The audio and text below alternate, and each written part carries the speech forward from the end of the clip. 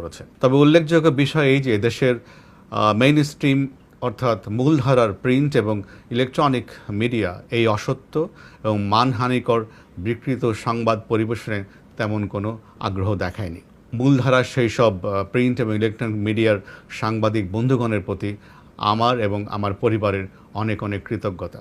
আমার অবসর গ্রহণের প্রায় 2 বছর পরে আকস্মিকভাবে আমার এবং আমার পরিবারের বিরুদ্ধে এই ধরনের একটি মানহানিকর, অসম্মানজনক, অসত্য সংবাদ কেন পরিবেশিত হলো, আমি সেই আলোচনায় সচেতনভাবেই যাব না।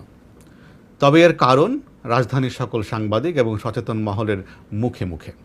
আপনারা জানেন যে বিগত 14 বছরে প্রথমত ঢাকা মহানগরীর পুলিশ কমিশনার হিসেবে এই মহানগরীর সকল সম্মানিত নাগরিকবৃন্দকে আমার সেবা করার সুযোগ হয়েছে। তৎপরবর্তীতে ডিজি র্যাব হিসাবে এবং আইজিপি হিসেবে সমগ্র দেশবাসী